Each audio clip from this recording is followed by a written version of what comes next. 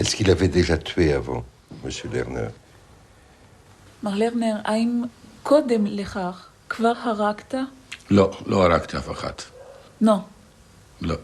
לא, j'avais tué personne, non.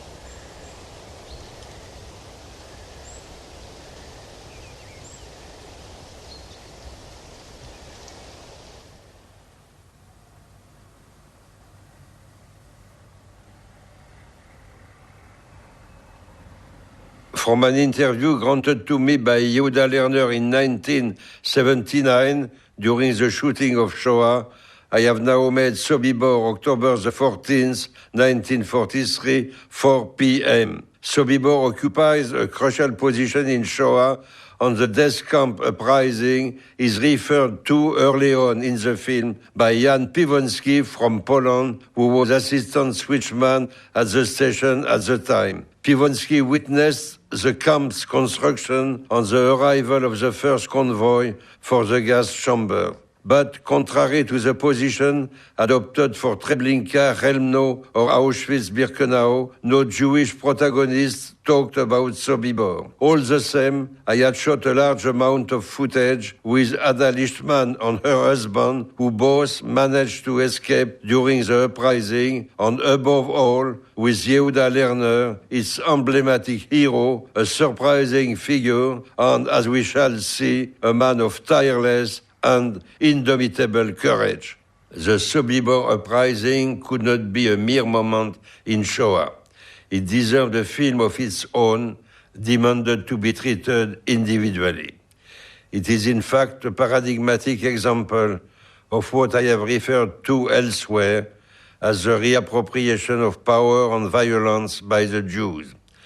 The Shoah was not only a massacre of innocents, but more specifically, a massacre of defenseless people, tricked at every stage in the process of destruction, up to the very doors of the death chambers.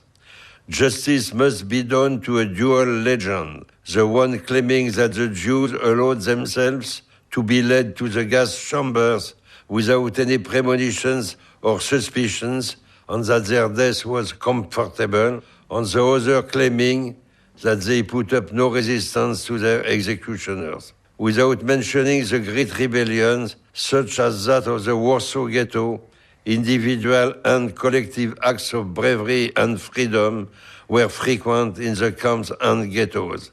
Insults, curses, suicides, reckless attacks. However, it is true that an ancient tradition of exile and persecution had not prepared the Jews as a whole for the efficient use of violence that requires two inseparable preconditions: a psychological disposition and technical knowledge of weapons. It was a Soviet Jewish officer, Alexander Petchersky, a career soldier, familiar with the use of weapons, who decided, planned, and organized the uprising in barely 6 weeks. Transported to Sobibor in early September 1943 with other Jews, also soldiers in the Red Army, Petchersky was lucky enough not to be sent straight to the gas chambers like the remainder of his comrades.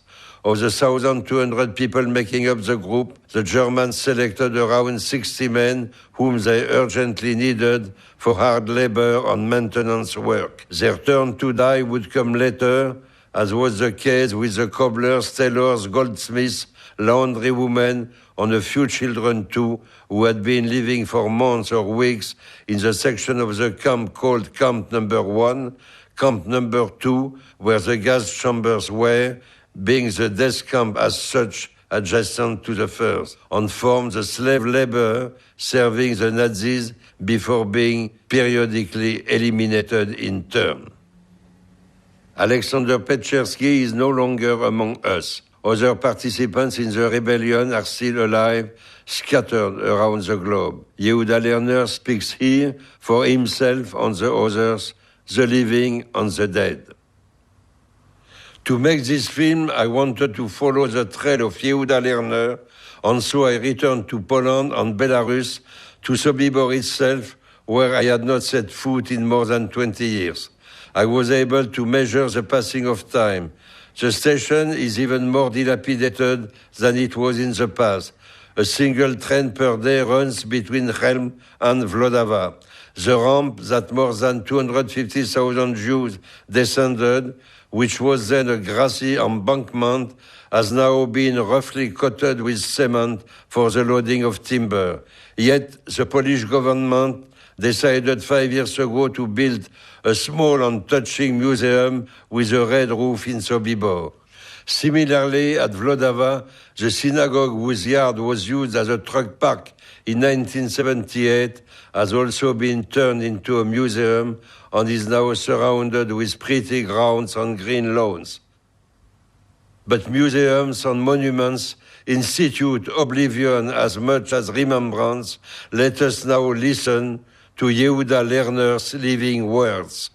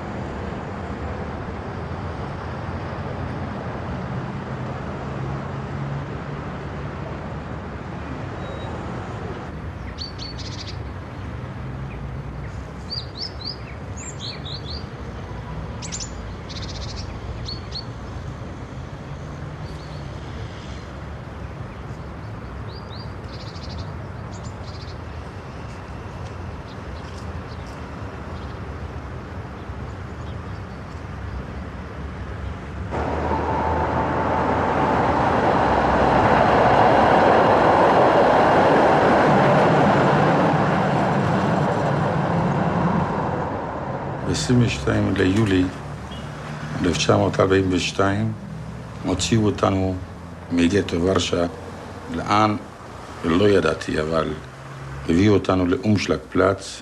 Tout commence le 22 juillet 1942, au moment où on nous fait sortir du ghetto de Varsovie. On nous rassemble sur l'Umschlagplatz et on nous dit qu'on va nous envoyer quelque part, on ne sait pas encore où.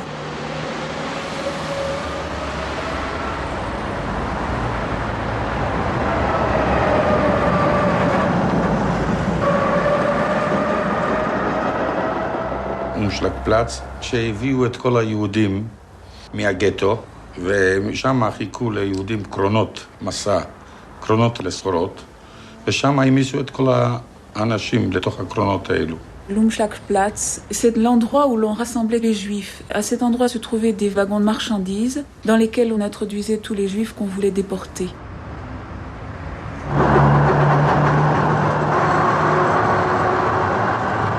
ומשם הלכתי עם ההורים, עם כל המשפחה, באומשלג פלץ לקחו אותי לבד, ואת ההורים ואת כל המשפחה לצד שני.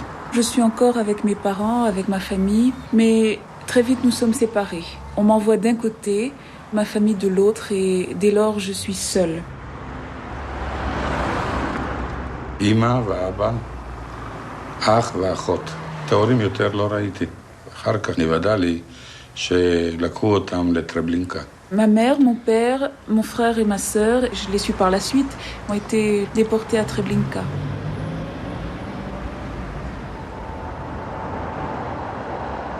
Sur ce chemin de souffrance et de mort, plus de 300 000 Juifs furent déportés en 1942-1943, du ghetto de Varsovie vers les chambres à gaz des camps d'extermination nazis. אותי לקחו תקף הצידה ישר מהאומשלג פלאץ, לקחו אותנו למקום אחר, אותי. ושם החזיקו אותנו קרוב ל5 ימים. On m'a pris de l'Umschlagplatz pour m'emmener en dehors du ghetto. Nous sommes restés là-bas quelques jours. Nous recevions chaque jour une tranche de pain et quelque chose à boire. כנראה היו צריכים למלא את המכסה, כמות של אנשים, עד שהוציאו אותנו לעבודות. היינו הרבה, היינו כמה אלפים, בחורים צעירים. Semble-t-il, il fallait un nombre déterminé de jeunes gens. C'est probablement cela qu'on a attendu pendant quelques jours. Nous étions très nombreux, quelques milliers, des jeunes gens, des gens capables de travailler. J'avais juste 16 ans. ואחרי כמה ימים לקחו אותנו שוב לקרונות והובילו אותנו למחנות עבודה, כך אמרו לנו. Au bout de quelques jours, on nous a mis dans des wagons pour nous emmener, disait-on, dans un camp de travail.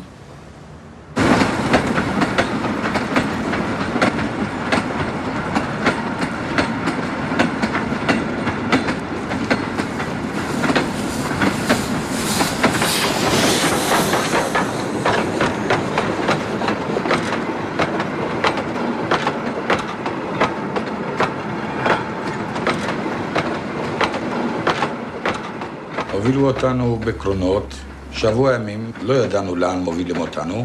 Pendant près d'une semaine, nous avons voyagé dans ces wagons.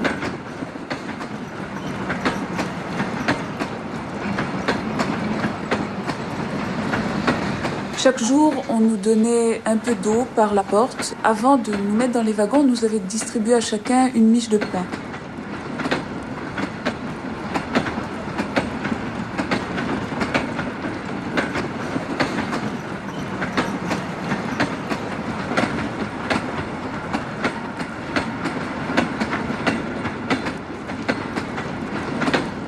הגענו לבלרוסיה אחרי שבוע ימים של נסיעה בקרונות, ושם הורידו אותנו לעבודות.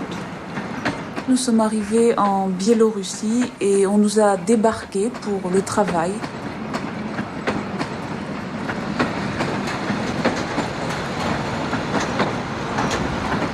הגענו למקום איפה שהיה שדה תעופה. L'endroit où nous étions arrivés se trouvait près d'un aéroport.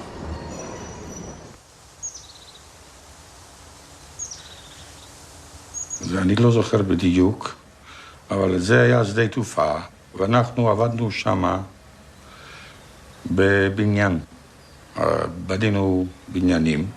Le nom de l'endroit, je ne m'en souviens pas exactement. En tout cas, c'était un aérodrome et nous construisions des bâtiments.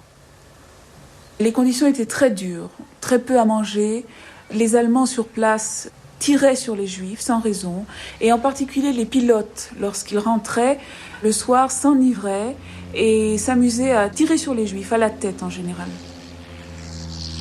Ils s'amusaient à être derrière vous, à vous pointer le canon sur la tempe et à essayer de vous faire sauter les yeux. מדוע הגרמנים מאוד ירו שם בעשרות אנשים כל יום. היו קוברים שם כל יום עשרות אנשים, כל יום. רק מהצליפות, אני לא מדבר מהרעב גם כן. במחנה גם כן כל יום מתו עשרות אנשים. On pouvait mourir à chaque moment dans le camp. Des dizaines de personnes mouraient uniquement à cause des tireurs d'élite embusqués qui vous tiraient dessus. Sans parler des dizaines d'autres qui mouraient de faim. Chaque jour, on enterrait des dizaines de personnes dans ce camp. C'était vraiment des conditions terribles.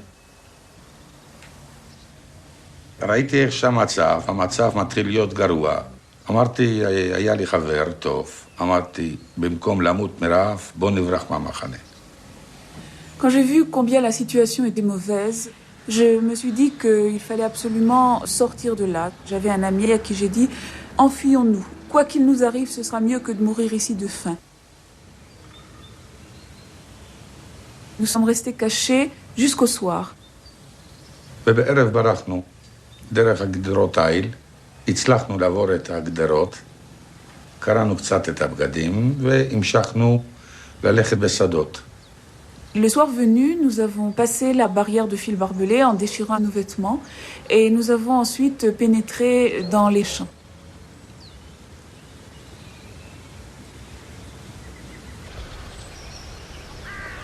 לאחר שיצאנו מהמחנה, הסתובבנו יומיים, מצאנו משהו בשדות עוד משהו, אבל ככה לא ראינו שום אנשים.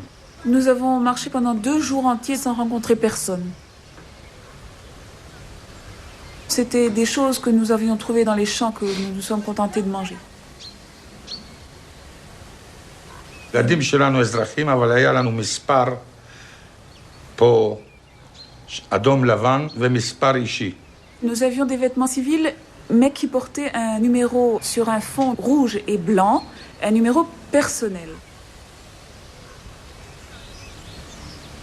ביום השלישי רק מצאנו אנשים שגרו וביקשנו אוכל, נתנו לנו חתיכת לחם וככה המשכנו כמה ימים. Le 3e jour, nous avons rencontré des paysans russes à qui nous avons demandé quelque chose à manger. אז זה היה, דיברנו בפולנית. מדוע פולנית ורוסית זה דומה? On leur a parlé polonais, parce que le polonais et le russe, finalement, ça se ressemble. ולחם, חלב, אומרים גם בפולנית וגם ברוסית. Pour demander du pain, chleb, c'est le même mot en polonais et en russe.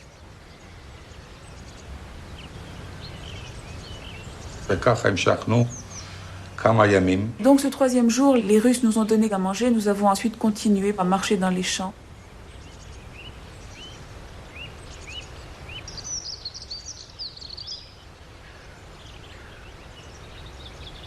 אבל שוב, תפסו אותנו אחרי כמה ימים.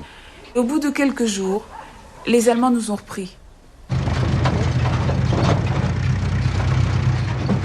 Ils nous ont fait monter dans un camion et nous ont emmenés dans un autre camp.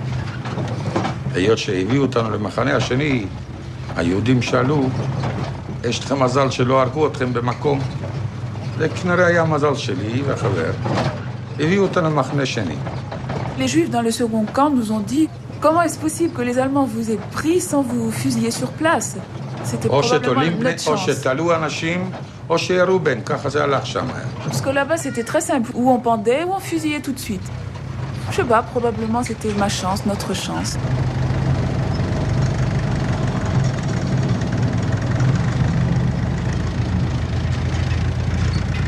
הייתי בכמה, הייתי ב8 מחנות. ומכל המחנות, איפה שבאנו, היה רעב נוראי. ואנשים מתו במאות, באלפים מתו. Chaque fois que j'arrivais dans un nouveau camp, je voyais que les gens mouraient de faim par centaines, par milliers. Et chaque fois, je me disais, plutôt mourir d'une balle dans la tête, plutôt être pendu que de mourir de cette mort de faim. Parce que je voyais les gens qui enflaient, qui gonflaient ou qui devenaient très maigres. Et je me disais, ce genre de mort, non, c'est trop terrible. Et chaque fois, je m'enfuyais, on m'attrapait, on me saisissait, on me mettait dans un autre camp. Chaque fois, les conditions étaient tout aussi terribles. J'étais dans de très nombreux camps, dans 8 camps.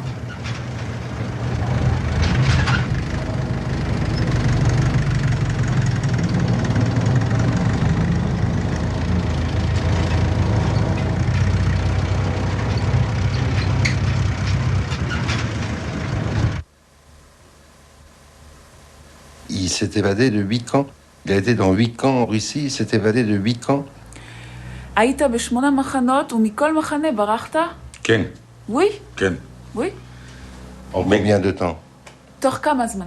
איזו תקופה? תוך זמן של חצי שנה. En 6 mois. חצי שנה. 6 mois, il s'est évadé de 8 En camps. 6 mois de 8 camps. תוך חצי שנה. Qu'est-ce que c'était que cette rage de s'évader? On pouvait s'évader aussi facilement? אבל איך היה אפשרי בקלות כזאת לברוח? זה היה קל? זה לאדם שרוצה לחיות, אין דבר קשה, תגידי לה. Un homme qui veut vivre, קודם כל צריכים לנסות, וניסיתי כל דבר על מנת לחיות. בתנאים האלו, במחנות האלו, זה היה בלתי אפשרי לחיות. לכן ניסיתי, לא היה לי מה להפסיד.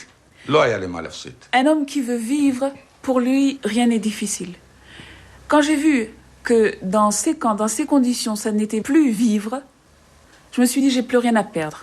Tout vaut mieux essayer n'importe quoi plutôt que d'être dans ces conditions de non-vie. Mais est-ce que c'était tellement facile de s'évader de ces camps? האם זה היה כל כך קל לברוח מהמחנות האלה? במחנות היה קשה, אבל אני תמיד ברחתי ממקומות עבודה, איפה שעבדנו. Du camp, c'était très difficile de s'évader, mais chaque fois, je m'évadais du lieu de travail. Tous ces camps étaient dans la même région. כל המחנות האלה היו באותו אזור. זה היה 30 קילומטר, 40 קילומטר, זה לא היה רחוק. לא היה רחוק אחד C'était une מהם distance de 30 à 40 km l'un de Alors l'autre. qu'il était tout le temps repris. Qu'est-ce qu'il leur disait aux Allemands quand ils l'attrapaient? מה היית אומר לגרמנים כשתפסו אותך כל פעם? שברחתי, פשוט מאוד. La vérité. היו שואלים אותי מה אתה עושה פה, עבדתי במחנה וברחתי. Très simplement la אני vérité. אומר לך, אני רוצה להגיד דבר אחד. Je disais que je venais היה de יותר m'évader. טוב שיראו בי. שם לא היו, לא יכולתי לשקר. אמרתי את האמת, מדוע? Il n'y avait pas de שם היהודי possibilité. לא היה לו מה לחפש, ובמיוחד שהייתי כבר בלי בגדים כמעט, והייתי נראה כמו אחת שמוצאים אותו, את יודעת, Je ne pouvais pas ממש mentir extérieurement. רק בשר, רק עצמות אפשר היה כבר לראות. Je disais très simplement la vérité. Je disais que je venais de m'évader. Il n'y avait pas d'autre possibilité. Un juif n'avait rien à chercher en dehors de la mort. Je préférais encore recevoir une balle plutôt que de retourner là-bas. De toute façon, j'avais déjà pratiquement plus de vêtements. Je ne pouvais pas mentir. Extérieurement, on voyait bien, j'avais mon numéro, j'avais plus que les os et la peau. On ne pouvait pas mentir. Il a une chance incroyable qu'il ne le fusille pas. זאת אומרת שכל פעם היה לך מזל בלתי... זה נכון שיש מזל לחיות, הכל הולך, ואין מזל, שום דבר לא עוזר. Ça, c'est vrai. Vous savez, quand on a une bonne étoile qui vous guide, alors on vit. Moi, je crois que c'était ma bonne étoile. Parce que finalement, si j'avais été arrêtée par des Allemands dont la fonction était de s'occuper des évadés ou des camps, certainement on m'aurait ramené à mon camp, on m'aurait pendu. C'est ce qui se passait avec tous les autres. Ceux qu'on rattrapait, qu'on ramenait au camp, qu'on pendait. Mais moi, vraiment, semble-t-il, c'était ma chance. Chaque fois, c'était des Allemands comme ça qui passaient par hasard, qui m'attrapaient, qui m'amenaient là où ils allaient, et je me retrouvais dans un autre camp.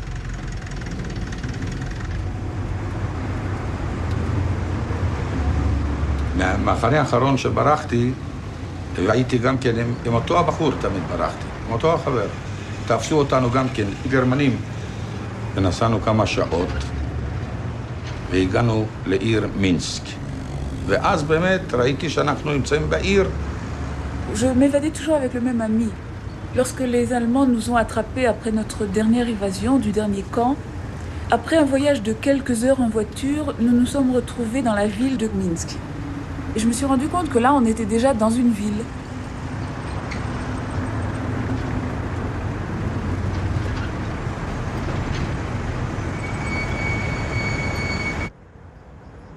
À Minsk, il y avait un ghetto.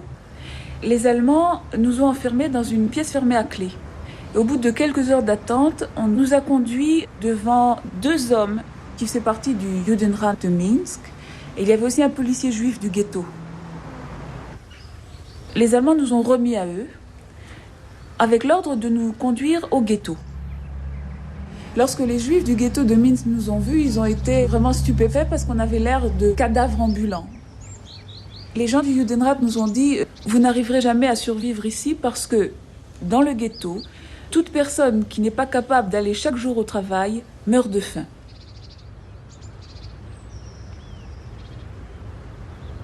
Seulement, il y a juste à côté un camp de prisonniers de guerre de l'armée rouge juifs. Si vous pouvez rentrer dans ce camp, peut-être que vous aurez la possibilité petit à petit de retrouver figure humaine et de retrouver la force de travailler.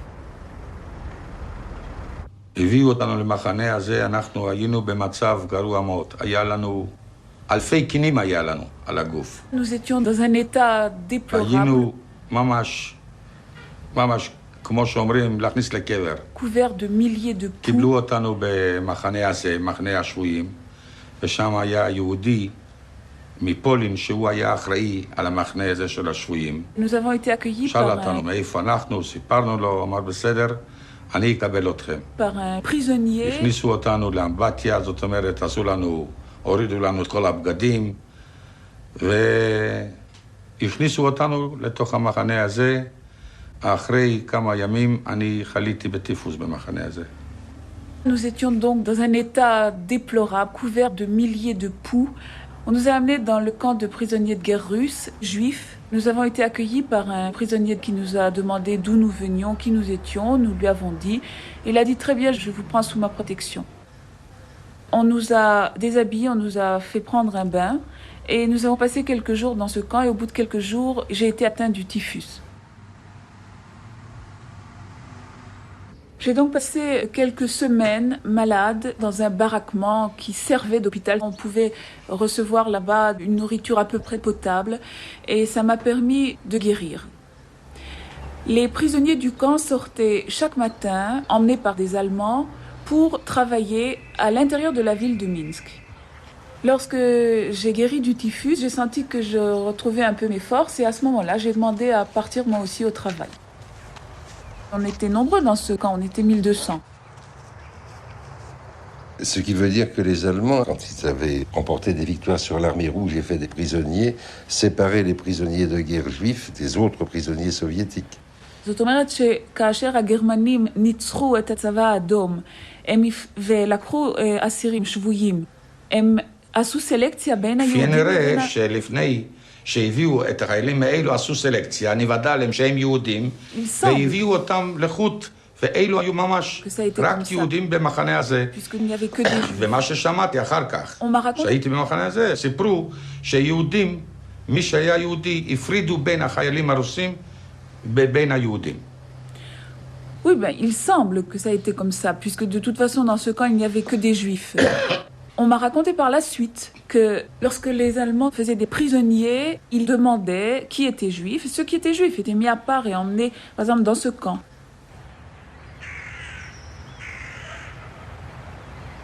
Est-ce que pour lui, il y avait une différence entre ces prisonniers de guerre de l'armée rouge juifs et les autres juifs des camps de travail d'où ils venaient ou les juifs du ghetto de Minsk? Comment est-ce qu'il les voyait? Est-ce qu'ils étaient différents? קודם כל, הם היו במצב אחר. התייחסו אליהם קצת אחרת. האוכל לא היה משהו מיוחד, אבל היה אוכל שאפשר היה לחיות. La différence était énorme. D'abord, leurs conditions physiques étaient bien meilleures. Ils recevaient une nourriture, on ne peut pas dire que c'était merveilleux, mais en tout cas, on pouvait en vivre de cette nourriture. Et puis, c'était propre. C'était un camp ordonné. Bon, ils n'avaient pas leur grade sur eux, ils ne portaient pas leur grade, mais on voyait bien que c'était des soldats, c'était des hommes. Et la différence aussi entre la vie dans ce camp et la vie dans les autres camps était aussi importante sur le plan des relations que les prisonniers avaient avec la population civile. Ils avaient l'occasion de parler, de rencontrer la population civile, ce qui leur permettait de rentrer après leur journée de travail au camp en rapportant un supplément de nourriture. Ils avaient l'air en bonne santé, c'était pas comme ces malheureux qu'on voyait dans les autres camps.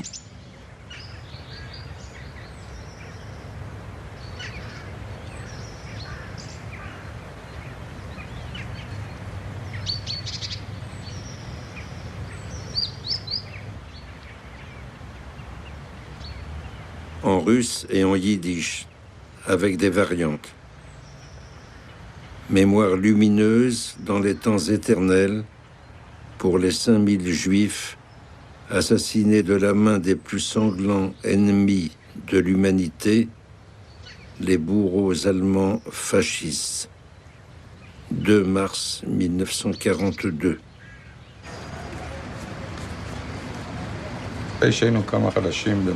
Nous étions déjà depuis quelques mois dans la ville de Minsk. Lorsque, une nuit, début septembre 43, on nous a réveillés, toutes les lumières se sont allumées en pleine nuit. Les baraquements ont été soudés. Les baraquements ont été soudain encerclés par des Allemands qui criaient « Sortez, sortez, habillez-vous, sortez ». À l'entrée du camp se trouvaient des voitures militaires allemandes. On nous a emmenés, on ne savait pas pour où. On s'est retrouvés devant la gare et là, on nous a fait monter dans des wagons.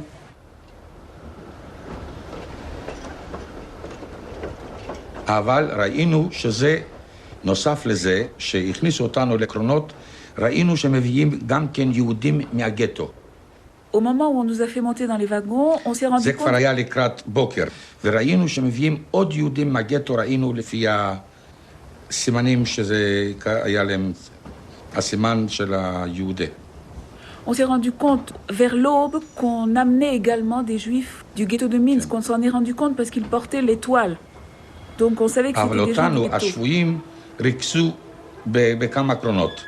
Mais nous, les prisonniers de guerre, nous étions dans plusieurs wagons tous ensemble.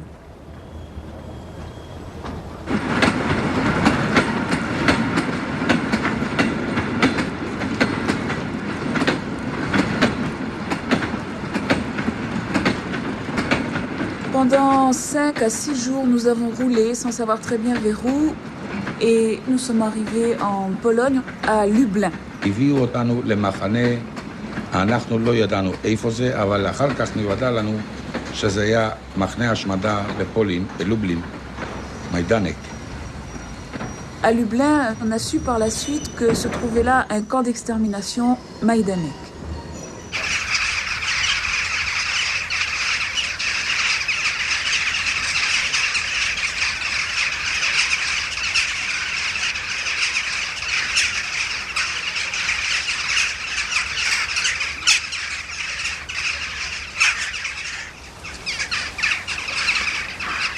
ושם היינו חצי יום. מהבוקר עד הצהריים ככה היינו שם במחנה הזה. לא במחנה, בחוץ. לפי נראה לא היה מקום בשבילנו.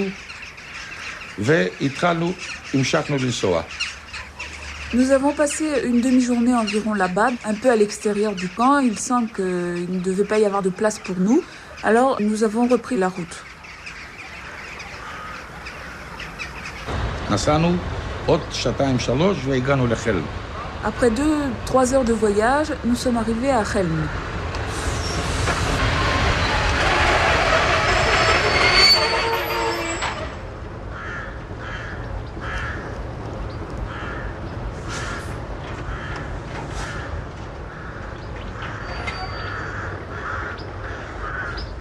בחלם עמדנו קצת זמן, עבר פולני שעבד ברכבת ורשם את מספרי הקרונות. Qui travaillait אז הוא אמר בפולנית למישהו שעמד, dans la gare שהיה פתח כזה, pour les Allemands. אמר תברחו, מובילים אתכם להשמדה לסוביבור.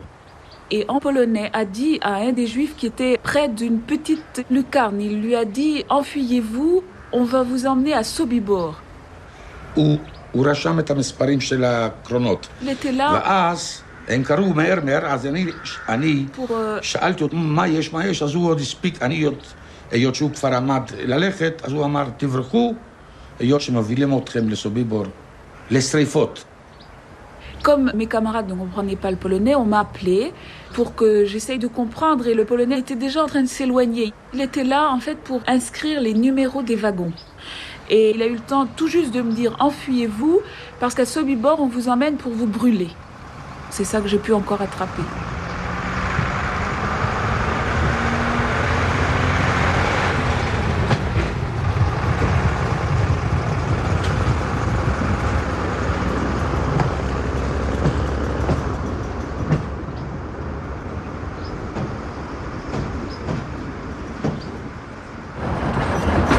J'expliquais à mes camarades ce que le Polonais avait dit, qu'on emmenait les Juifs pour les brûler, mais en fait personne ne l'a cru.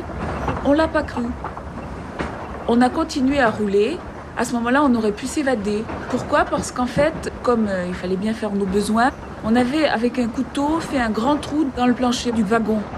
On aurait très bien pu sauter par ce trou, mais on l'a pas cru.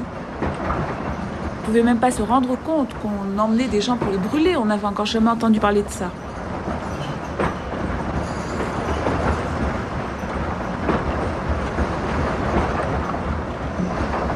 ואז לפנות ערב, הרכבת המשיכה לנסוע. נסענו עוד 2-3 ונעצרנו. La nuit était déjà tombée lorsque nous sommes arrivés à un endroit dont nous ne pouvions savoir le nom puisqu'il faisait trop noir pour pouvoir discerner un panneau quelconque. איך שנעצרנו בתחנה, הגרמנים התחילו לצעוק, מי שיסתכל החוצה נראה בו ואנחנו נלון ומחר בבוקר יוציאו אותנו מהקרונות. אבל צעקות איומות, הגרמנים הקיפו את כל ולא ראינו שום שלט, מדוע שזה כבר היה בלילה. À ce moment-là, les Allemands ont encerclé le train en hurlant que celui qui regarderait à l'extérieur serait fusillé sur le champ. Et que nous devions passer la nuit dans le train, que le lendemain matin, on nous ferait sortir. בשעה 10 שמענו חצוצרה. אז הבנו שזה מחנה גדול, וזה בטח סימן שהולכים לישון שם. Vers 10 heures du soir, nous avons entendu un son de trompette. Et nous nous sommes dit que c'était là probablement un camp assez important pour qu'il y ait un signal du coucher.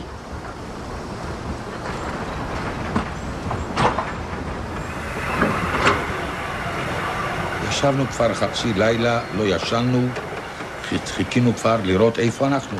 Nous avons passé cette demi-nuit qui nous restait sans pouvoir dormir parce que tout le monde se demandait où nous étions arrivés, ce qu'il allait advenir de nous.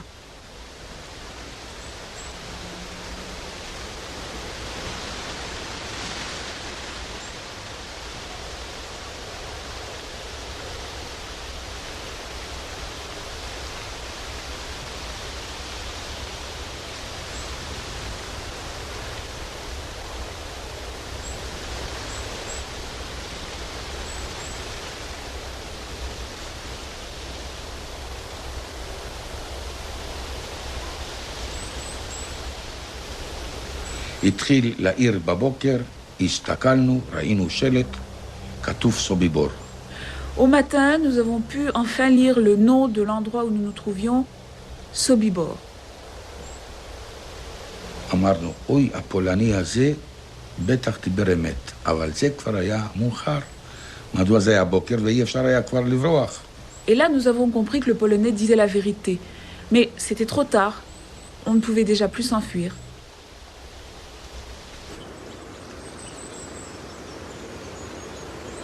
חילקו כל הרכבת כנראה לחלקים, ואנחנו מרגישים שמעבירים אותנו, מכניסים אותנו לתוך מחנה. Le train faisait des manœuvres à l'intérieur du camp et le convoi était démantelé. Lorsque le train s'est arrêté, on nous a fait sortir avec des hurlements. Raus, raus. Il y avait énormément d'Allemands et d'Ukrainiens en uniforme noir. Tous les prisonniers de guerre composaient un seul groupe. On nous avait mis à part. Un Allemand s'est approché de nous en disant « J'ai besoin de 60 hommes forts ». Je me suis dit, partout où il faut un travail de force, il y a probablement à manger. J'en suis. L'Allemand avait demandé 60 hommes, 50 sont sortis. Alors l'Allemand s'est mis à hurler « Ah bon, vous voulez pas travailler, vous allez tout de suite retourner chez Moïse ». On n'a pas compris ce que ça voulait dire. L'Allemand a choisi lui-même encore quelques hommes et lorsque nous avons été un groupe de 60, on nous a emmenés, on nous a mis à part. À ce moment-là, on a entendu que le reste du convoi était emmené et que des cris et des hurlements commençaient à monter et des cris d'oies, vraiment des oies. Ça a duré à peu près 1 heure et tout à coup, le silence.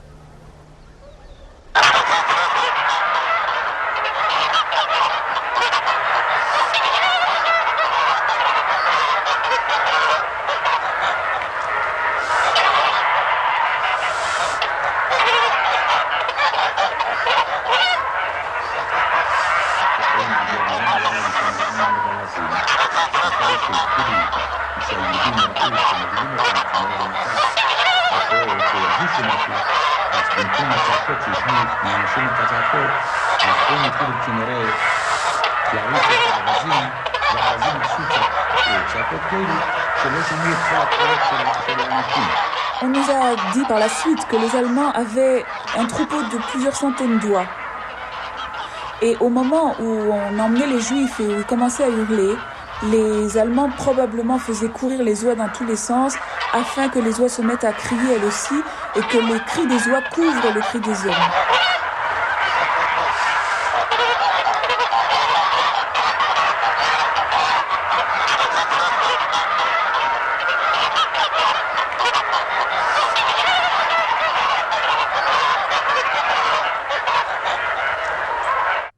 C'est sûrement vrai parce que les Polonais ont raconté la même chose à Sobibor, à Treblinka aussi.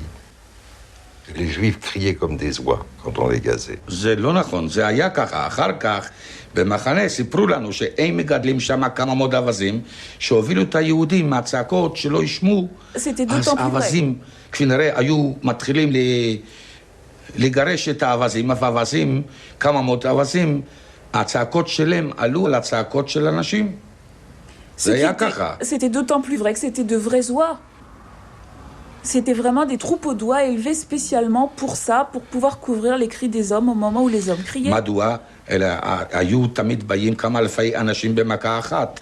אז האנשים הראשונים שצעקו, אז הם לא רצו שהאנשים האחרונים לא ישמעו את הצעקות של האנשים, אלא ישמעו את הצעקות של האווזים. La raison était que, comme on emmenait plusieurs milliers de personnes à la fois. Les Allemands voulaient éviter... Les convois étaient composés de milliers de personnes. Alors les Allemands voulaient éviter que les gens qui se trouvaient à la fin du convoi n'entendent les hurlements de ceux qui étaient au début du convoi.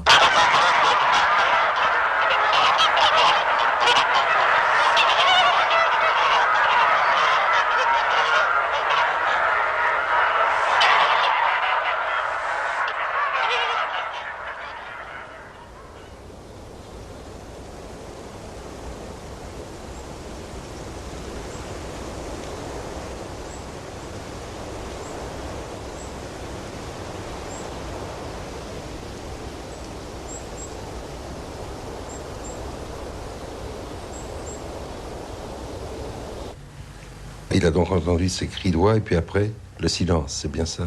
Maï achare ashtika. Ashtika, ba capo, Yehudi. Lorsque le silence s'est fait, un capot, un juif est venu et nous a dit de nous mettre en file.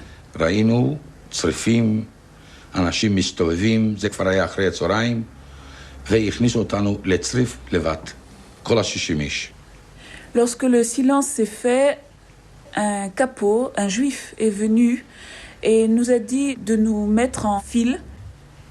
Il nous a emmenés dans un endroit à l'intérieur du camp où se trouvaient des baraquements. Les 60 personnes sélectionnées se sont trouvées dans une seule baraque. C'était à peu près l'après-midi. Dans ce camp, des gens se promenaient.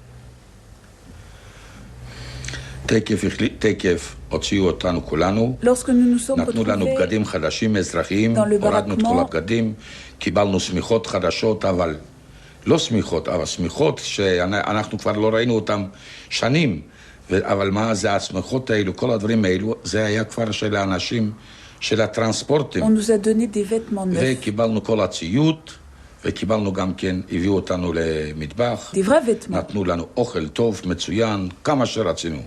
Lorsque nous nous sommes retrouvés dans le baraquement, on nous a donné des vêtements neufs et des couvertures comme on n'en avait plus vu depuis des années. Ensuite, on a su que c'était des vêtements et des couvertures qui avaient été pris aux personnes du convoi et des convois précédents.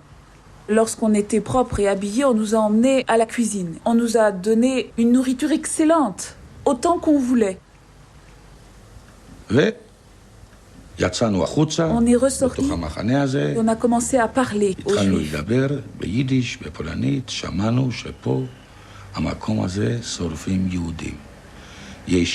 עם גזים, ואחר כך יש משרפות, ושורפים פה יהודים. Après, on est ressorti et on a commencé à parler aux Juifs qui se trouvaient là et qui déambulaient. On a parlé en yiddish, en polonais, et on nous a expliqué qu'ici, à Sobibor, les Juifs étaient brûlés. D'abord, on les gazait, et ensuite, on les brûlait.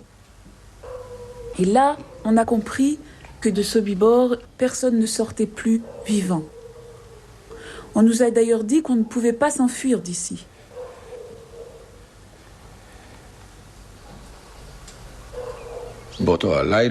Toute la nuit, nous avons parlé de ce qu'on pouvait faire. Le lendemain matin,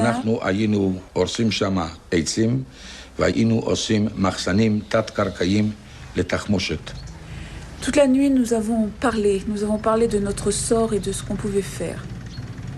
Le lendemain matin, on nous a dit qu'il fallait sortir pour travailler. On nous a emmenés. Notre travail était d'abattre des arbres et de construire des entrepôts souterrains pour les munitions. לאותו הצריף אמרנו שפה אסור לאבד זמן. אילו היו כבר חיילים והם ידעו מה לעשות, אז תקף למחרת הם הקימו ועד ביניהם. Nous avons décidé que dans cet endroit, il était interdit de perdre du temps. Et comme les gens avec qui j'étais étaient tous des prisonniers de guerre, donc des soldats, ils savaient quoi faire. Ils ont fondé un comité qui était chargé d'entrer en contact avec les Juifs qui connaissaient déjà un peu Sobibor. בראש שבט אצלנו עמד בחור שהוא היה קצין בצבא הרוסי, שמו היה סשקה פיצ'רסקי. Le chef du comité était un officier juif de l'armée rouge et il s'appelait Sacha Petchersky.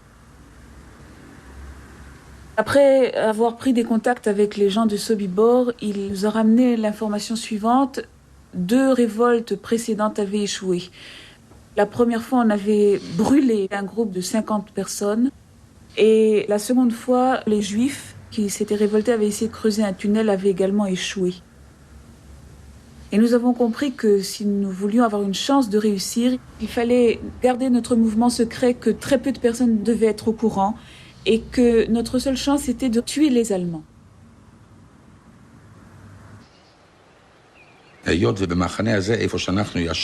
Dans le camp se trouvaient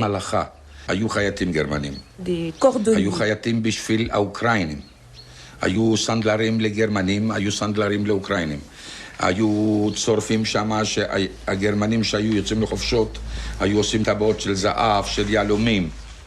כל השירותים שהגרמנים מקבלים. בכל מקום היו שם בעלי מלאכה. Dans le camp se trouvaient tous les corps de métier. Des cordonniers qui travaillaient pour les Allemands, d'autres qui travaillaient pour les Ukrainiens, des tailleurs pour les Allemands, d'autres pour les Ukrainiens. Il y avait même des orfèvres, si bien que des Allemands qui partaient, par exemple, pour une permission, pouvaient se faire une bague en or ou un autre bijou. Tous ces artisans, c'était des Juifs au service des Allemands.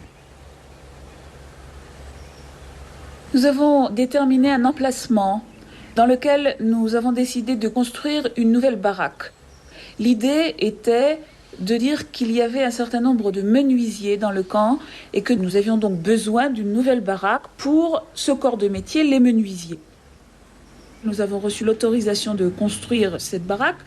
On avait également réfléchi avec quel instrument nous pourrions tuer les Allemands. Et en tant que menuisiers, nous pourrions avoir des haches. Nous connaissions la précision extraordinaire des Allemands. Notre plan était de convoquer toutes les quelques minutes les officiers dans différents ateliers, chez les tailleurs et les cordonniers. C'était le projet. On devait les faire venir dans l'atelier. Et pour chaque atelier, 2 hommes avaient été désignés par le comité.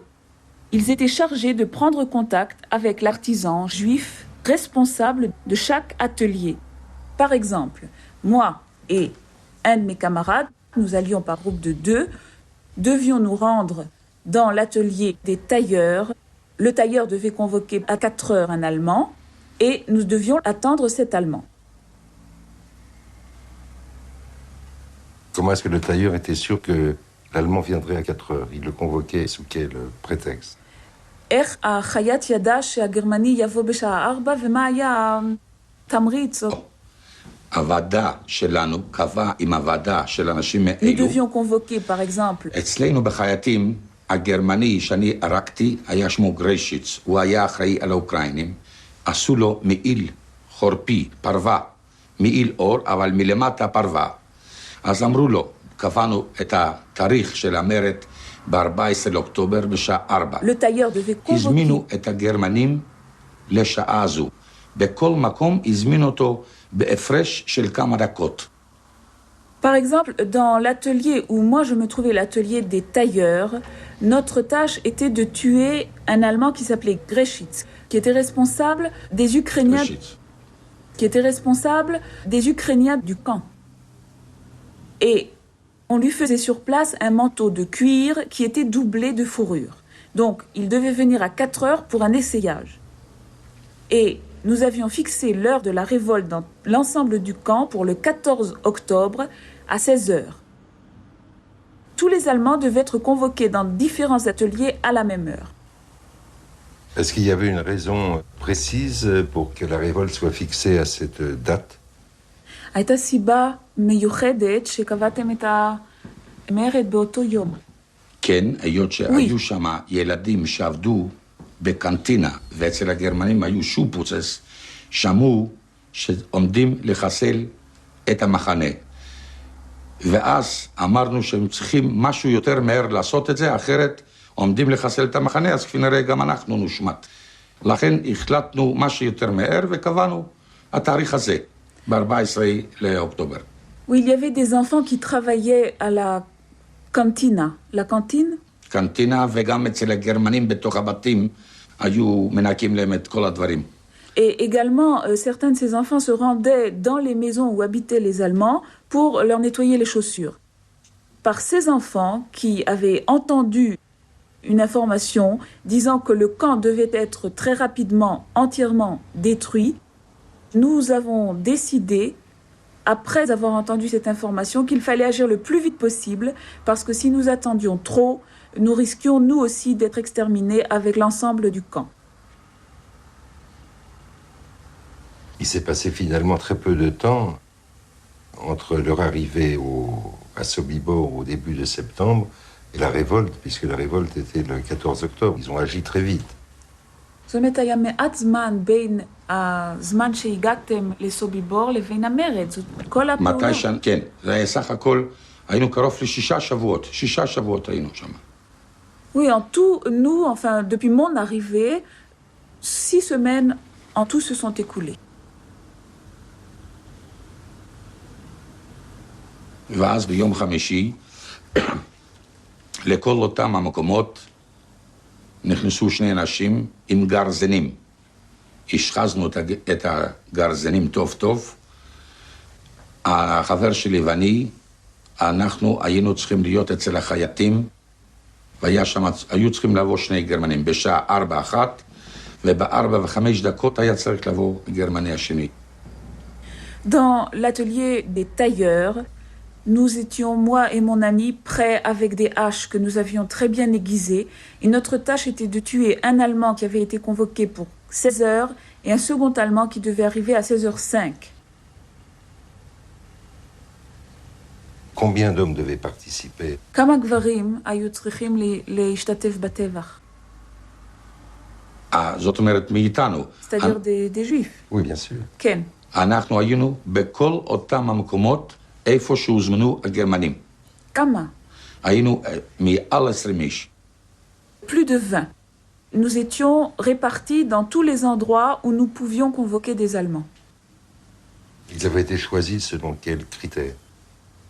מה היו הקריטריונים לפיהם נבחרתם ומתי נבחרתם? זה בחרו הוועדה שהיא הייתה אחראית על כל המרד, הם קבעו מי יהיה באיזה מקום. לפי איזה קריטריונים אני לא יכול להגיד. C'est le comité responsable de la révolte du camp qui avait choisi ceux qui devaient participer à l'action. Mais je ne sais absolument pas quels étaient leurs critères. אני ראיתי את זה כאות כבוד שנפל בחלקי, שאני צריך להשתתף בהריגת גרמנים. אני ראיתי את זה כאחד הדברים שבאמת אני הייתי ילד צעיר יחסית, אבל הייתי מפותח מאוד, ואמרו לי ללכת לעשות את זה, הלכתי בחפץ לב, בשמחה גדולה. Moi, j'ai considéré que c'était pour moi une marque d'honneur qu'on me donne comme tâche de tuer un Allemand. J'étais relativement jeune, un gosse encore, mais j'étais déjà très développée. J'ai vraiment considéré que c'était un honneur de pouvoir tuer un Allemand. Le plan, c'était de tuer tous les Allemands du camp? התוכנית הייתה להרוג את כל הגרמנים שהיו במחנה? כן, בסך הכל היו שם 16 גרמנים. היו יותר, היו 30, אבל תמיד הם יצאו לחופשות חצי וחצי. ככה שבאותו היום היו 16 גרמנים. Oui, le plan était de tuer les 16 Allemands qui se trouvaient dans le camp. De fait, il y avait 30 Allemands dans le camp, mais puisque les Allemands pouvaient sortir en permission et aller à l'extérieur, ils se répartissaient par groupe de 2 et en général, au moment où nous avons décidé la révolte, il y avait 16 Allemands dans le camp. אבל במחנה הזה היו כמה מאות אוקראינים שהם שמרו על כל המחנה. Mais dans ce camp, il y avait quelques centaines d'Ukrainiens qui étaient chargés de garder le camp tout entier. נוסף לזה, המחנה הזה היה לו גדר חשמלית, והיו מוקשים מסביב לגדר. ולפני שאנחנו עמדנו בשעה 4 לעשות את זה, היה שם יהודי חשמלאי, שהוא ניתק את כל הגדר החשמלית, והוא ניתק את הטלפון בכלל במחנה הזה. Le camp était également entouré d'une grille électrifiée. Au-delà de la grille, il y avait encore des champs de mines. À 16h, au moment où la révolte a éclaté, nous avions chargé un camarade qui était électricien de couper tout le système électrique du camp. Ce juif électricien travaillait tout le temps chez les Allemands en tant qu'électricien. Et sa fonction, son rôle ce jour-là, était de couper l'électricité. Il a d'ailleurs aussi coupé le téléphone. Est-ce qu'il avait déjà tué dans sa vie, M. Lerner? Kvar harakta lifnei ze bechayecha? לא. Non. לא הרגתי זבוב. מה זה? Non, je vais même pas tuer une מאיפה? mouche. זה Moi, היה הפעם הראשונה. c'était la première. אבל זו הייתה המציאות. לא הייתה ברירה אחרת. ידענו שאנחנו היינו בטוחים שיהרגו אותנו. היינו בטוחים שיהרגו אותנו. אבל מה? זה היה כורח המציאות. ידענו, אם אנחנו לא נצליח בזה, אנחנו נלך לקרמטוריום כמו כל היהודים שהלכו לפנינו. Non, mais c'était simplement la réalité. Nous savions que si nous n'agissions pas, on nous emmènerait comme tous les juifs qui nous avaient précédés, on nous tuerait. Alors c'était simplement la réalité qui nous forçait à agir ainsi. וזה היה כבוד גדול בשבילי, שאני נפלתי בין האנשים האלו שהיו צריכים להרוג את הגרמנים. Et pour moi, c'était un grand honneur que d'avoir été choisi comme un de ceux qui devaient tuer les Allemands.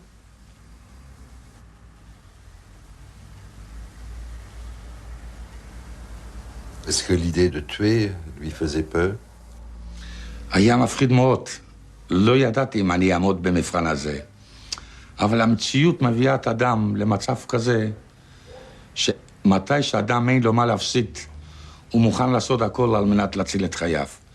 נוסף לזה, פה לא הייתה ברירה במחנה הזה, וידענו שזו השאנס האחרונה. או שנצליח, זה טוב, אבל אפילו שאם לא נצליח, נהרג, אבל לא יובילו אותנו לקרמטוריום כמו כבשים, שנמות כמו גברים. אללה, זה היה חד וחלק. לא הייתה ברירה אחרת.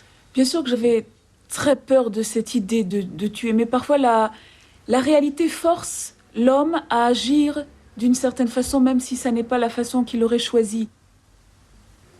Dans ce camp, nous savions également que nous n'avions pas le choix. Nous finirions par être tués. Mais ce que nous voulions, c'était ne pas être tués comme des moutons. Nous voulions mourir comme des hommes. Et mieux valait encore être tués que d'être conduits au crématoire. C'était la réalité qui nous forçait à agir. Bon, alors il est 16h le 14 octobre 1943 ou 15h30, je ne sais pas. Il est dans l'atelier du tailleur et il attend. טוב, השעה 3:30-4 בצריף של החייט. זה יום המרד, עכשיו תספר. ובכן, באנו לפני איזה שעה אחת, והחייט שהוא היה המנהל של אותו המקום, קבענו איתו מתי שהוא ייכנס, איך אנחנו נשב, ואנחנו נהיה כאילו חייטים, נתפור שם משהו, אבל צריכים למצוא איזה דקה אחת שאנחנו נוכל לגשת מאחורנית ולתת לו ולהתנפל עליו עם הגרזנים. Nous avons pris place dans l'atelier des tailleurs 1 heure avant l'heure fixée pour la révolte. Nous nous étions mis d'accord avec le tailleur qui dirigeait l'atelier. Et il était bien entendu que nous serions là comme si nous étions nous-mêmes des tailleurs, mais il fallait absolument trouver un moment, 1 minute, pendant laquelle nous pourrions nous mettre derrière l'Allemand pour pouvoir lui donner le coup mortel. Nous, ça veut dire qui? Ils étaient 2, donc. זאת אומרת שהייתם 2. כן, חבר ואני. שנינו חיכינו לאותם הגרמנים. Oui, nous étions 2, un camarade et moi, nous attendions tous les 2 les Allemands. ובאמת קבענו שהגרמני, מתי שהחייט ימדוד לו את המעיל ויתחיל לו לעשות, ויתחיל לסמן את החורים לכפתורים, ואז הוא יקרא ברך, החייט, ואז אנחנו מאחורנית ניגש עליו עם הגרזנים ונהרוג אותו. Ce qui était convenu, c'est qu'au moment où le tailleur esserrait le manteau à l'allemand et marquerait sur le manteau, sur le devant du manteau, l'emplacement des boutons, à un certain moment, il s'agenouillerait et c'est à ce moment-là que nous pourrions nous précipiter sur l'Allemand pour le tuer. Il était prévu que qui frapperait le premier?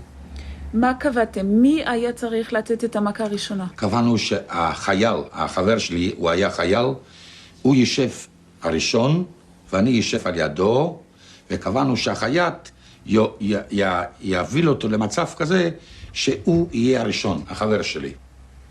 Comme mon camarade était soldat, nous avions prévu que lui serait assis en premier, plus près, et que le tailleur se débrouillerait pour qu'au moment du mouvement, ce soit mon camarade qui soit le premier à pouvoir avancer, à donner le premier coup. Donc c'est le prisonnier de guerre juif soviétique qui devait frapper le premier. זאת אומרת, זה שבוי המלחמה היהודי שהיה כן, צריך לתת נכון, לנו. נכון. Qu'est-ce qu'ils avaient comme arme? מה היה הנשק שלכם?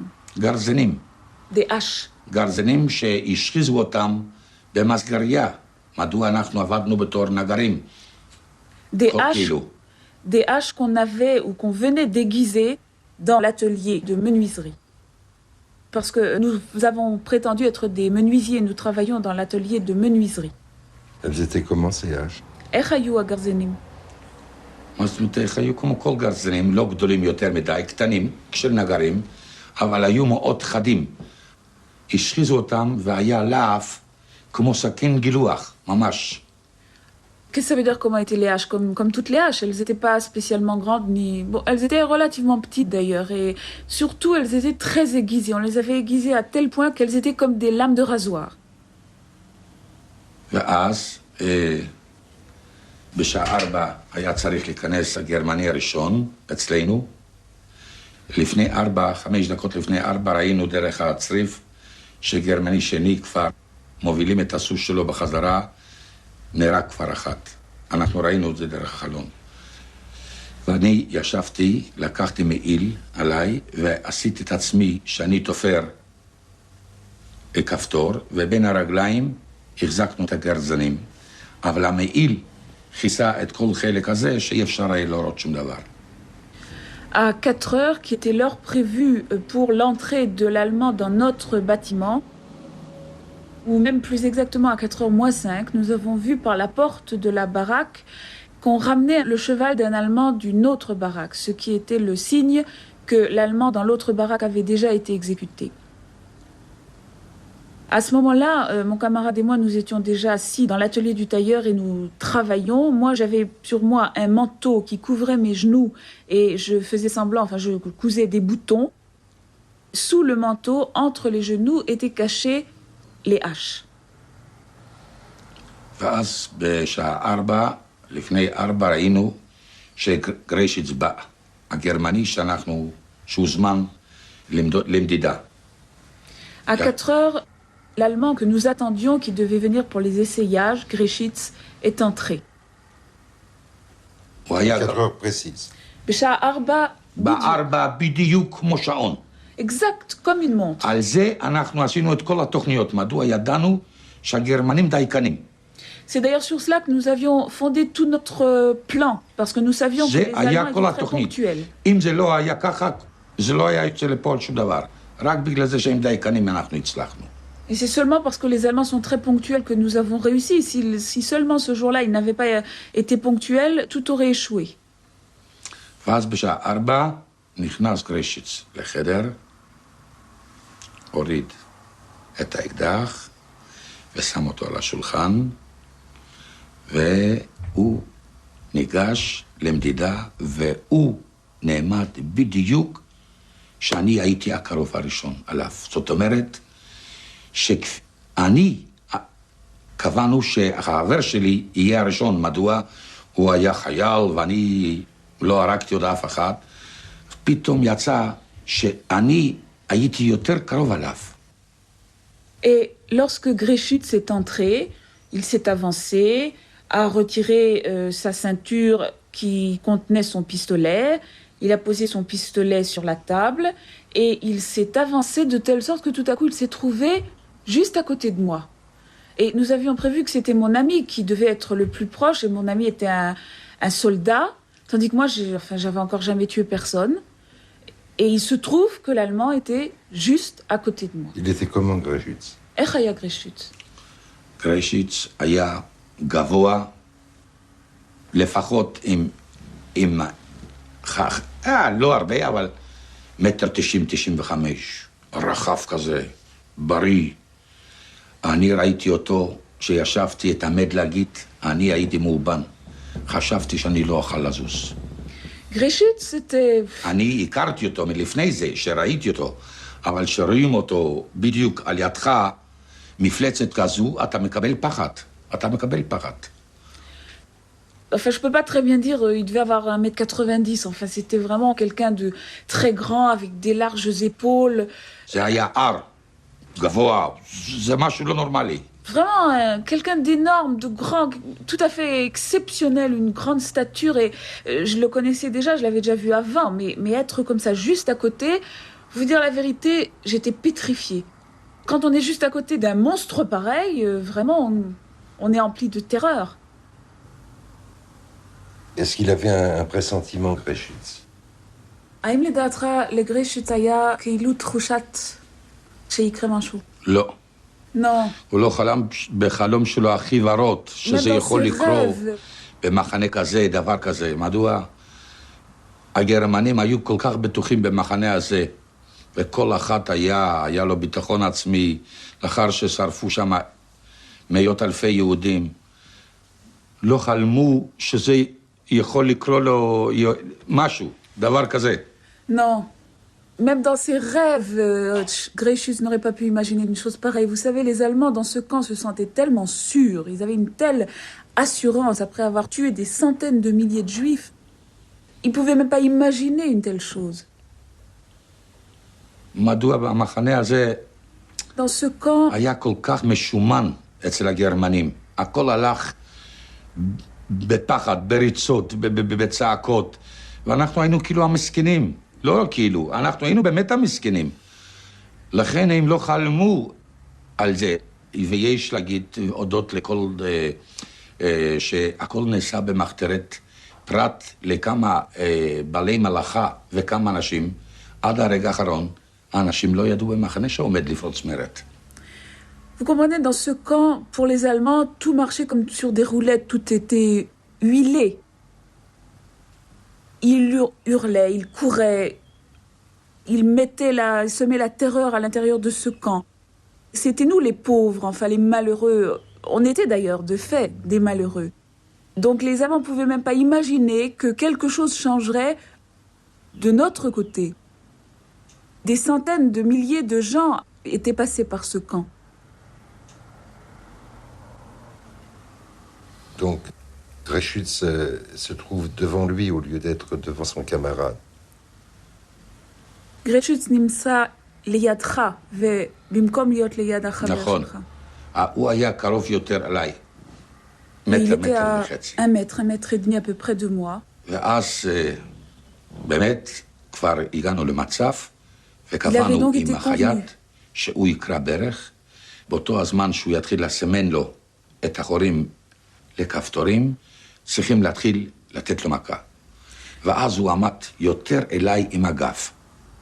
ואיך שעמד ככה, ואני רואה שהחייט כבר מתחיל, לקחתי את המעיל על הידיים שלי, עשיתי כאילו שאני קם, אבל מה, לקחתי את המעיל עם הגרזן ביד, ונתתי פסיעה אחת אליו, המעיל נפל מעליי, השארתי את הידיים, הרמתי את הגרזן, זה לקח פסיק של אלפית שנייה, והגרזן הייתה בראש שלו, וממש, לכל הראש הגרזן נכנס, והוא קרא במקום. Oui, il était à 1 mètre et demi à peu près de moi. Il avait donc été convenu que lorsque le tailleur esserrait le manteau, marquerait, indiquerait l'endroit des boutons et s'inclinerait, mon ami devait s'approcher, mais puisque c'était moi le plus proche, je me suis levée. J'avais le manteau qui recouvrait mes mains et la hache sous le manteau.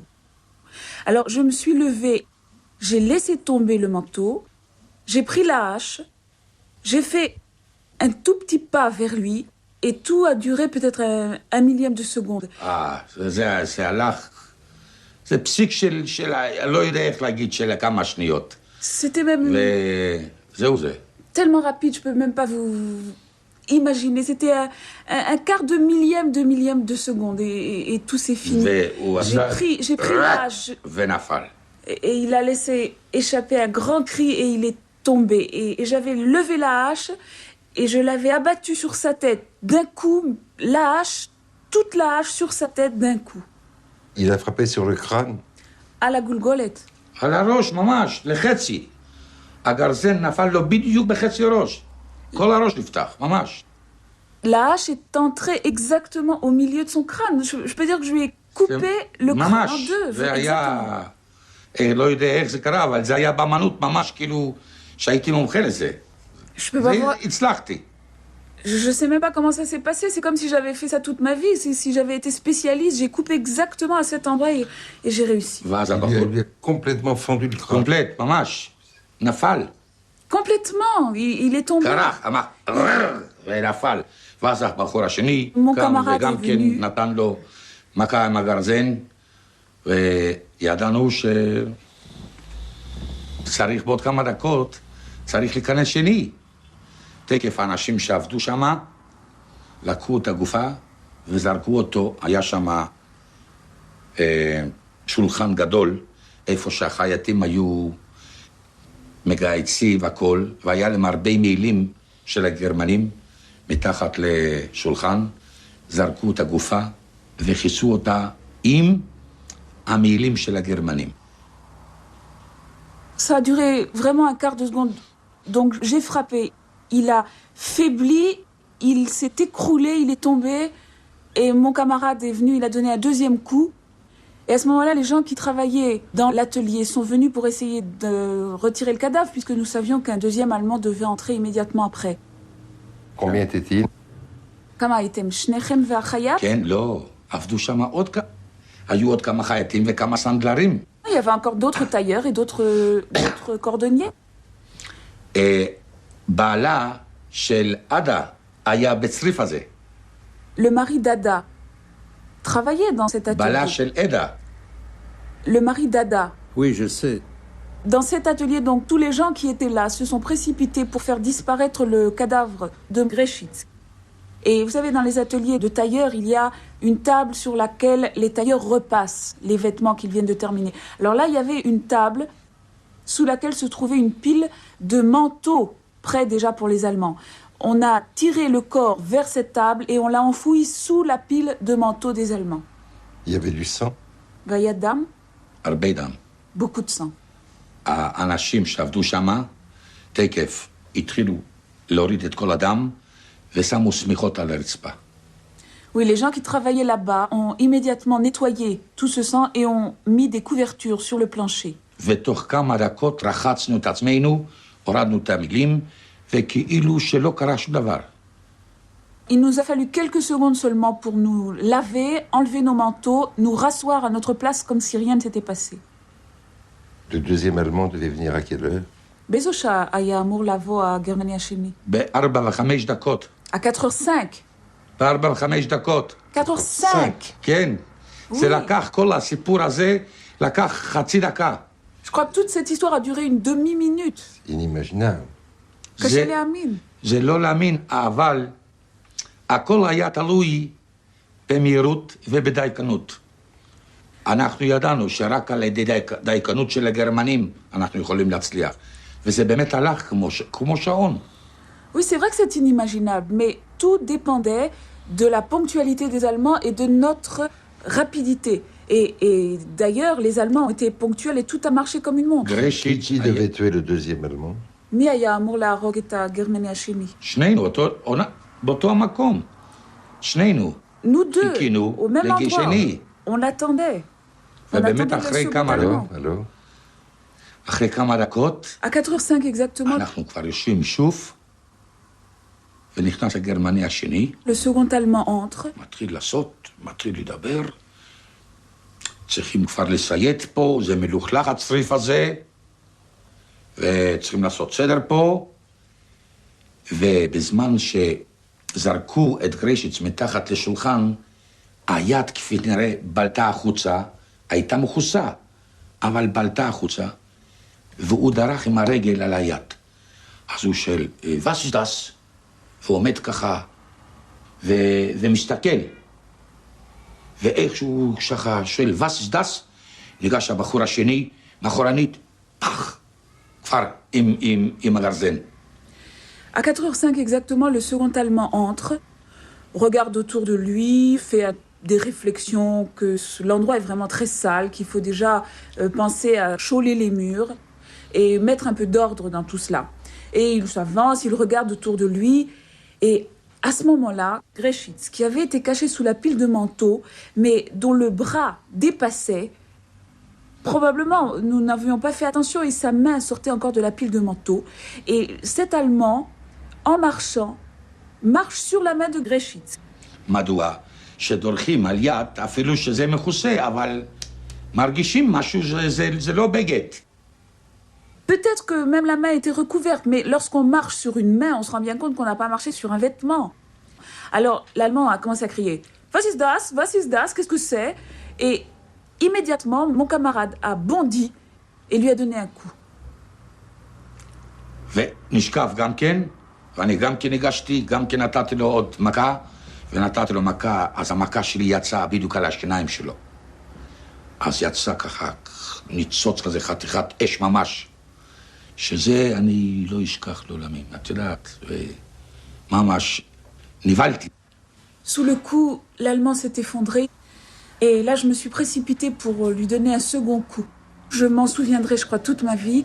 La hache a frappé exactement sur les dents et une espèce d'étincelle a jailli. C'est vraiment quelque chose qu'on ne peut pas oublier. Comment il s'est senti, lui, aussitôt après ça? איך הרגשת לאחר המעשה? את האמת להגיד, לאחר המעשה, קודם כל היינו שמחים שאנחנו הצלחנו פה. תקף התרחצנו, לבשנו בגדים אחרים, ויצאנו החוצה. כבר אמרו לנו שיש כבר 11 הרוגים מהגרמנים. מדוע? היו ילדים שהיו עוברים מקום, עמד קאפו שהוא עבד איתנו ואמר, לעת עתה הכל הולך כמו שתכננו. À dire vrai, nous avons surtout senti une joie d'avoir réussi ce que nous avions à faire ici. Immédiatement après, nous nous sommes lavés, nous avons changé de vêtements et nous avons appris que 11 Allemands avaient déjà été tués. Il y avait des enfants qui allaient de baraque en baraque pour nous raconter, pour nous tenir au courant. Il y avait aussi un capot qui travaillait avec nous et qui nous a dit, jusqu'à maintenant, tout s'est passé comme prévu. Est-ce que je me trompe? Il a l'air tout pâle. האם הוא טועה? אתה נראה חיוור. בטח שאני חיוור. Bien sûr que je suis pas. שנזכרים דברים כאלו, Quand on se rappelle des choses comme ça, צלחת השמחה גדולה שנשארנו בחיים, אבל la joie d'avoir réussi, בפנים הכל רותח. בפנים זה... שנזכרים בזה, באמת יש דמעות בעיניים, שבכל אופן, שנהרגו כל כך הרבה יהודים. לא ידעתי עוד אז באותו הרגע שנצליח, אבל בכל אופן את שלנו, את הנקמה, כבר לקחנו. ידענו שאנחנו בדרך הנכונה. אם כן נצליח לצאת משם, לא ידענו עוד. אבל בכל אופן ידענו שזה הולך טוב. התנשקנו כולנו, כל האנשים שהיינו שם, וחיכינו עד שעה 5. bien sûr, quand on se rappelle des choses comme ça, on ne peut pas ne pas sentir à l'intérieur quelque chose qui bouillonne. Enfin, c'est vraiment un sentiment, la joie d'avoir réussi. Aussi, les larmes qui montent aux yeux parce que tellement de gens sont morts là-bas. La satisfaction d'avoir réussi à venger ceux qui sont morts et le sentiment d'avoir fait ce qu'il fallait. À 5 heures, nous avions donc tout terminé. Nous nous sommes déjà réunis, prêts à continuer la suite du plan. זו חוויה שלא עוברים אותה כמה פעמים בחיים. זו פעם אחת בחיים חוויה כזו.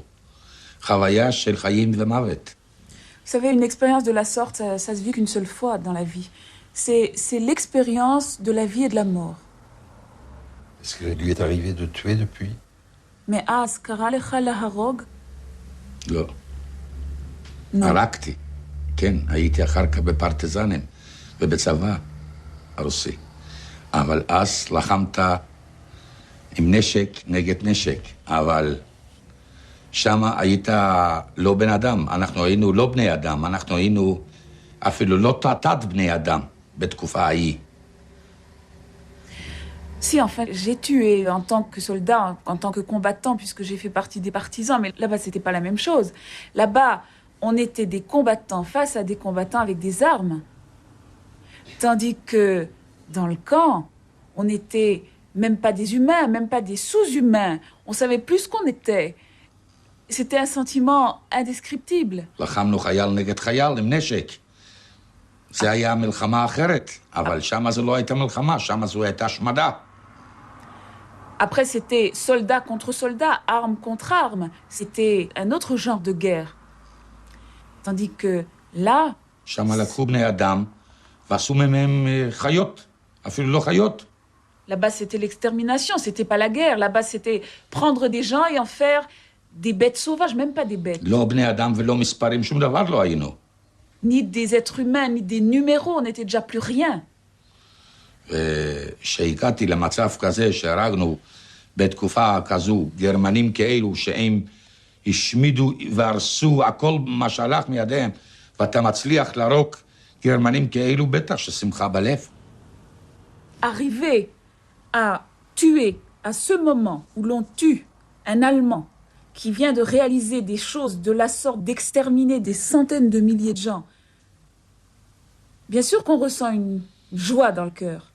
ואז בתקופה הזו כבר ידעתי איזה כוח הגרמנים מביאים. איזה אכזריות ואיזה... זה בכלל... המוח האנושי לא תופס את זה עד היום. איך הם... איזה חיות הם היו בתקופה ההיא. Et à cette époque, je savais déjà ce que représentait la force allemande. Je savais déjà jusqu'où pouvait arriver leur cruauté. Une cruauté que l'esprit humain ne peut même pas saisir. Je savais déjà quel genre de bêtes sauvages ils étaient. Alors donc il est 5 heures. טוב, עכשיו השעה 5. חיכינו בשעה 5 היה... כל יום ב5 היה אפל. מה זאת אומרת אפל? כל המחנה היה מסתדר בשורות של 10-10, והיה בא גרמני שמו פרנצל, הוא יושב עכשיו בבית הכלא בגרמניה, והוא היה מקבל את האפל, והיינו חופשים. אבל... Tous les jours à 5 heures au camp, il y avait un appel. L'appel, c'est le fait de convoquer tous les prisonniers du camp. Nous devions nous mettre en file. Et à ce moment-là, un Allemand qui s'appelait Franzel, qui d'ailleurs aujourd'hui se trouve en prison en Allemagne, cet Allemand faisait l'appel des noms et ensuite on était libre. בשעה 5, À 5 heures, אנחנו כבר עומדים, מוכנים, היה לנו כבר נשק, מהאנשים שלקחו אותה, מכל הגרמנים שנהרגו, לקחו את האקדחים. nous étions déjà prêts pour l'appel. ובשעה 5 אנחנו רואים, פרנצל לא בא. כפי נראה, הוא הרגיש משהו, מדוע הטלפונים היו מנותקים, חשמל לא היה, פתאום הוא לא ראה את החברים, הוא הרגיש משהו, לא בא. וזה לא קרה שם בהיסטוריה שב5, שפרנצל לא יספור את האנשים באפל, אין דבר כזה. אז אסור היה לאבד זמן. À 5 heures, nous étions déjà en attente, prêts pour l'appel. Certains de nos camarades avaient des armes, puisque nous avions pu prendre les pistolets de tous les Allemands que nous avions tués. Et à 5 heures, nous attendons Franzel. Et il n'arrive pas. Ça n'était encore jamais arrivé dans l'histoire du camp, que Franzel ne soit pas là à 5 heures pour faire l'appel des noms. Mais, semble-t-il, il sentait que quelque chose se passait. Parce qu'il n'y avait plus de téléphone, plus d'électricité, plus rien. En tout cas, à 5 heures, Franzel ne vient pas. אסור לאבד זמן. Interdit de perdre du temps. החבר'ה שידעו רוסית התחילו לצעוק לאוקראינים שהם היו בשמירה בכל הנקודות מסביב, Oura, הרגנו את הגרמנים, אל תירו עלינו, בואו נברח כולנו. Nous avons compris qu'il ne fallait pas perdre de temps. Alors, nos camarades qui savaient le russe ont lancé à la cantonade pour les Ukrainiens qui se trouvaient autour du camp et qui le gardaient. « Hurrah, nous avons réussi à tuer les Allemands! Enfuyons-nous !» אנשים התחילו לרוץ, הם התחילו לירות, אנשים רצו על הגדר. Tout le monde court en direction de la grille. הייתה קבוצה של אנשים שרצנו למחסן הנשק. היה שם מחסן נשק, ולקחנו משם נשק. לאיטתה שמענו כל רגע, כל שנייה, פח, פח. אנשים עברו את הגדר תיל, אבל נפלו על מוקשים. À ce moment-là, dans le camp, c'est la débandade. Tout le monde court en direction de la grille. Les Ukrainiens commencent à tirer. Certains réussissent à franchir la grille et on entend dans tout le camp des explosions. Même ceux qui avaient réussi à franchir la grille, qui n'étaient plus électrifiés, tombent dans le champ de mines. Des explosions partout. כן. רצנו, הוצאנו נשק, וגם כן התחלנו לברוח, ומשם, מהמחנה עד ליער, זה היה 400-500 מטר, לא יותר. כל המחנה היה מסביב יער. Nous avions réussi à nous rendre à un entrepôt où se trouvaient les armes du camp. Et avec ces armes, nous avons franchi la grille. Et entre la grille et les forêts qui entouraient le camp, il n'y avait que 450 à 500 mètres. Tout le camp était entouré de forêts. רצנו, התחלנו לרוץ, שמענו שפרנצל כבר צועק ורודף אחרינו. והתחיל לרדת לא גשם, לטפטף גשם כבר. בפולין זה אוקטובר, זה כבר יש גשם, ירד גשם. אני נכנסתי ליער, נפלתי, הרגליים שלי, פסט, לא הולכים. La voix de Franzel se fait entendre dans le camp. Il est en train de donner l'ordre de poursuivre les gens et de tirer. Tout le monde court de l'autre côté de la grille et moi, je suis déjà de l'autre côté. La pluie commence à tomber, c'est pas vraiment une pluie très forte, des gouttes. C'était l'hiver en Pologne au mois d'octobre, à 5 heures il fait déjà nuit. Je suis rentrée dans la forêt et à ce moment-là, je pense que l'émotion de tout ce qui venait de passer sur moi, la fatigue, la nuit, mes jambes ne pouvaient plus me porter et je m'écroule. Je suis tombée et je me suis endormie.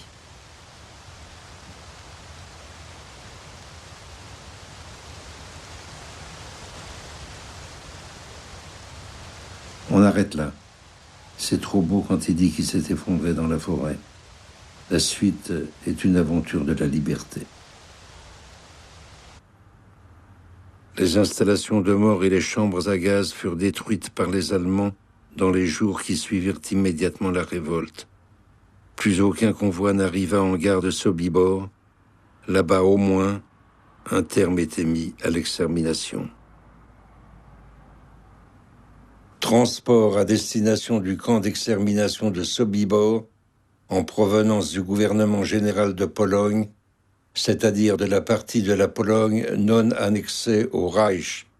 2 avril 1942, de Rejowiec, 2400, avril de Zamosk, 300, avril de Krychov, 250, 3 mai de Komarov, 2000, 5 mai de Opole-Lubelski, 2000, 6 mai de Deblin-Irena, 2500, 7 mai de Riki, 2500, 7 mai de Josefov, 1270, 8 mai de Baranov, 1500, 8 mai de Konskovola, 1580, 9 mai de Markousov, 1500, 9 mai de Lesna, 200, 10 mai de Michov, 2500, 12 mai de Opole, 2000, 12 mai de Tourobin, 2000, mai de Poulavy, 2500, 12-15 mai de Zolkievka, 1000, 13-14 mai de Gorskov, 2000, 14-15 mai de Krasnitav, 3400, 15 mai de Izbika, 400,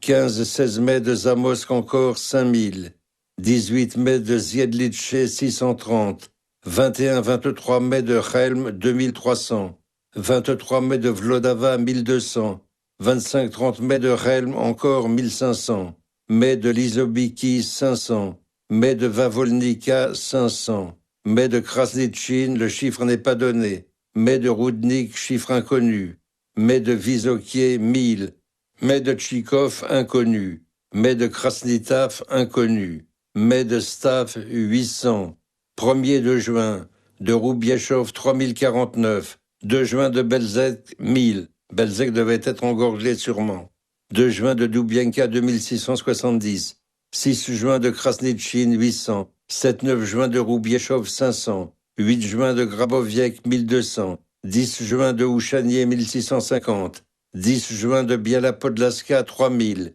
13 juin encore de Biala-Podlaska, 6000, juin de Tchikov, 500, juin de Slavatice, 1000, juin de Dubexno, chiffre inconnu.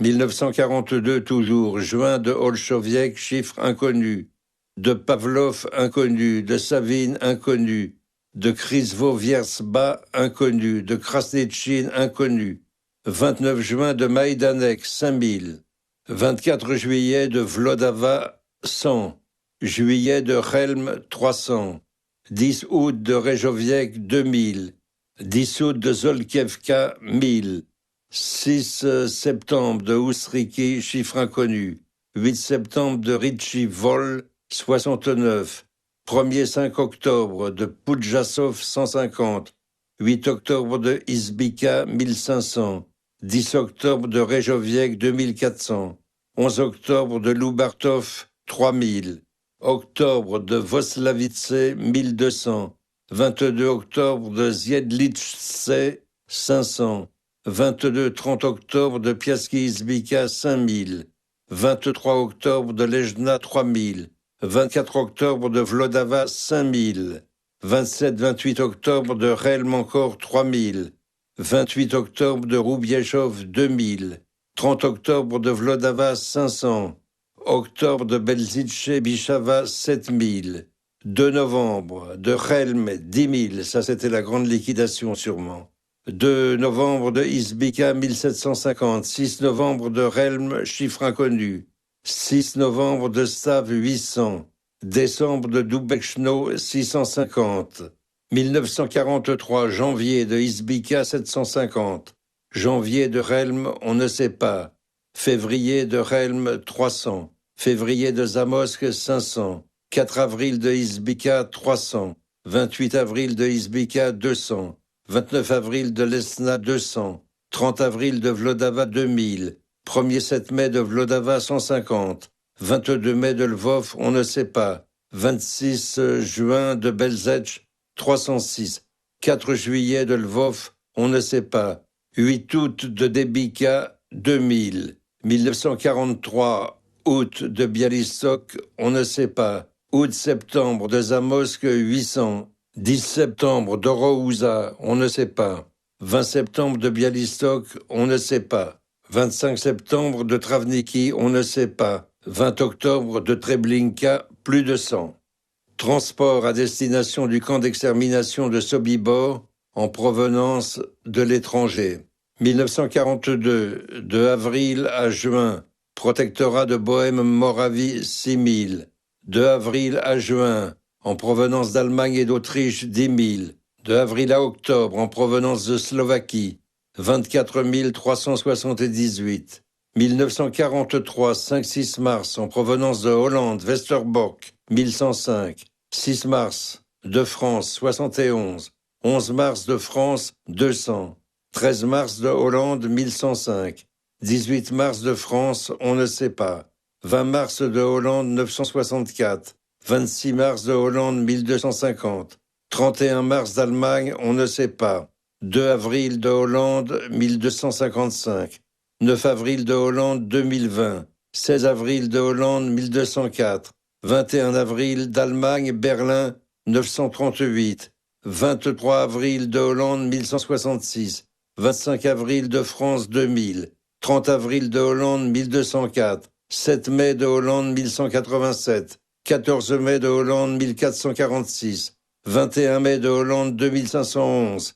28 mai de Hollande, 2862. 4 juin de Hollande, 3006. 8 juin de Hollande, 1266. 11 juin de Hollande, 3017.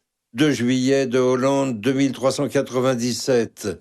9 juillet de Hollande 2417, 16 juillet de Hollande 1988, 23 juillet de Hollande 2209, 18-19 septembre, République socialiste soviétique de Lida 2700, septembre de Vilna, on ne sait pas, septembre de Smolensk, on ne sait pas, septembre de Mohilev, on ne sait pas, septembre de Bobruisk, on ne sait pas. 18-23 septembre de Minsk, 6000, c'est sûrement le transport de Lerner. 23-24 septembre de Vilna, 5000. Septembre de Stridge, on ne sait pas. Cela fait plus de 250 000 victimes.